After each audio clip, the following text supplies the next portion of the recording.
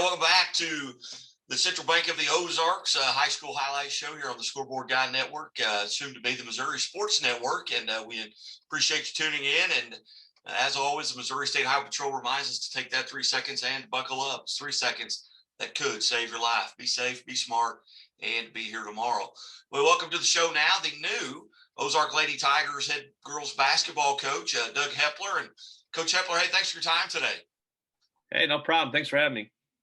Coach, and many folks will, they attach your name to the successes you had at Mount Vernon, the state championship there, and that's been a decade ago. Kind of fill the folks in on what you've kind of been doing since then. You've been out of coaching for the last few years to raise a young lady, but tell us what you've been doing since Mount Vernon. Sure. Well, I left Mount Vernon, so I tried to get a little closer to home. For those who know me, my family lives in New York, upstate New York area, and I took a job actually working in Boston, Massachusetts, doing something completely different than teaching and coaching. And but coaching's just in your blood, and so is teaching. I was there for just the 1 year, decided that wasn't for me, wanted to come back to the area, so I had took a job at Clever.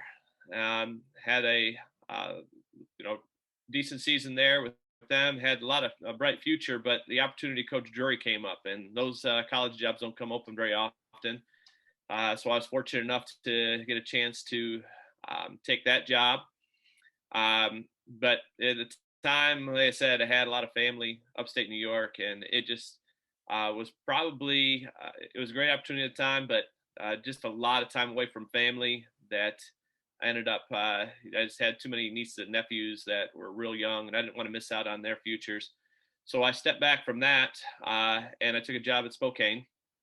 From there, I met my wife after, being there, and when we got married and we had a baby, and at that time we both were we got a late start in this parenthood thing. We'll just say that. And so realizing I was going to have one kid, I took some time away from coaching to be a dad. I felt like if I could fail at a lot of things, I didn't feel like I could fail at being a dad. So I really wanted to take some time and develop that relationship with her, and build that relationship with my wife and my 2 stepchildren. And it's been good, but they also know that it's time for me to get back into coaching. And so when the Ozark job opened up, we talked about it, and with her blessing, we threw our hat in the ring, and lo and behold, they called me and offered me the job. So I'm thrilled about this opportunity and glad to be back in coaching. Yeah, and you've got to finish up the school year now, but you've already got the Ozark hat on, and you may be out of school at this point. I mean, we're awful late in the season. Tremendous facilities at Ozark, a great support staff. Tell us what other amenities, so to speak, over there that really attracted you to that Ozark job. Well, they just had a lot of tradition over there. I mean, you start with Yancey and the last 17 years, I guess, to go back into that. He had a lot of success there, and then he passed the baton to David Brewer, and David did a phenomenal job there as well. So you just have that tradition where girls basketball is important. You like that when you're going into a school, you kind of want to make sure that your sport is relevant, and that for sure is relevant there. And they give you every chance to succeed. Beyond that, it's in the COC conference, a tough conference that it's going to test you each and every day. So I think that was another piece for me. It just was going to challenge me and what I could do. And you always have aspirations as a coach. You want to test yourself at all kinds of levels, and this is the highest level in our state, 6A basketball, and just again thrilled about that. I got a tremendous coaching staff. I mean, that's another big piece. We have Brandon Clift. He's sticking around with us and helping us out, which is good because there was some wholesale changes in the rest of the high school. Myself, coming in, we brought in Megan Nunn, who's going to be our freshman coach, and she came from Hillcrest and has some head coaching experience. And then we have Alexis Smith, who is she's coming from Hollister and helping out there, and she spent some time at C of O playing. So we have a good staff, and like I said, going back to Brandon, we're thrilled to have Brandon. Brandon did a great job with the JV last year, and he'll continue to be the JV coach. He just really knows the girls, and just a tremendous asset. So you take the coaching staff in there, and I think that was just made it real attractive. The support of Yancey still being there. You just have a lot of pieces in there that made this job I think one of the premier jobs in all of Missouri, not just in Southwest Missouri. I think that, again, you just can't beat a lot of things that they have going for them. You look around that Central Ozark Conference, and whether it's a Republic or a Webb City or Carl Junction, just outstanding coaches, and then you've got it Nixa and Branson. So it's you don't have a night off in that conference. That's got to be something that's kind of keeping you up nights as you look at just your conference schedule. Sure. I mean, yeah, it's that challenge every night. You're going to have to come ready to play, and it keeps you sharp as a coach, keeps you sharp as a player. But those, again, that's to know coaches is to know that we like challenges, and so that's going to be a challenge for us, and we're excited about rolling up our sleeves and jumping in there. Fortunately for me, I've known a lot of these coaches for a long time. We played them when I was at Mount Vernon. And even other locations. We were in the pink and white with the stops that I was at. So you have those opportunities to see these schools, and now we just see them on a regular basis, sometimes more than once. So it'll be tough, day in and day out. Those are great coaches and great schools, but we're gonna go ahead and test ourselves with them each and every night, like you said.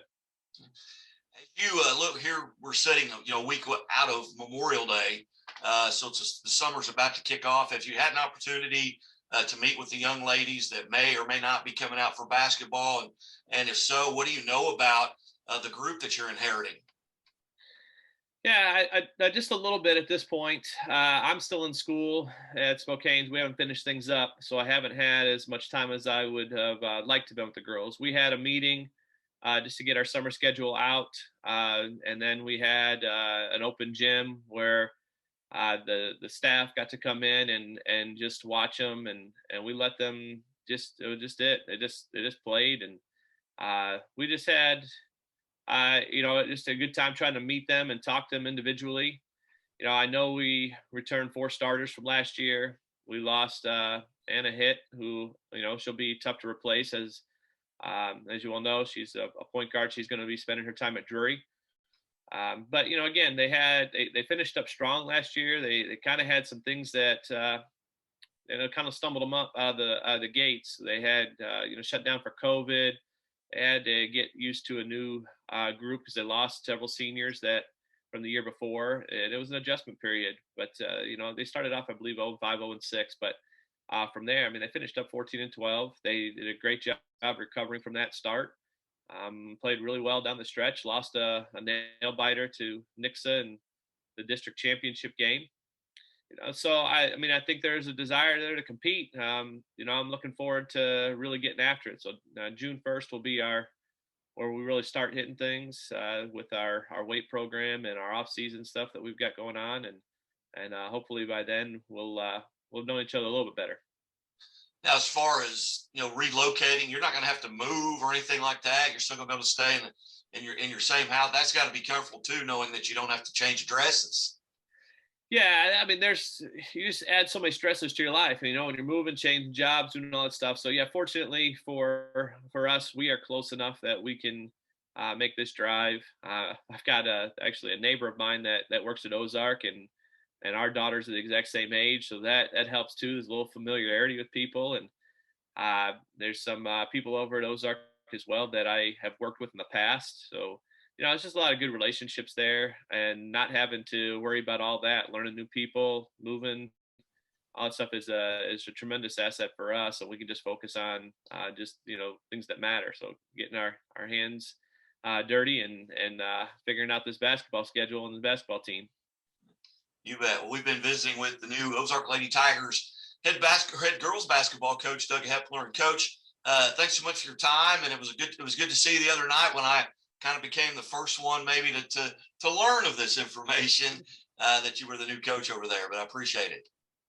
Yeah, no problem, Guy. I appreciate you, and thanks for all that you do for not only girls basketball, but all sports around Southwest Missouri. We do appreciate all the things that you do and the coverage you have for all the schools. Hey, you bet. You're listening to the Scoreboard Guy Network here on KICK 92.3. Back after these messages from Central Bank of the Ozarks.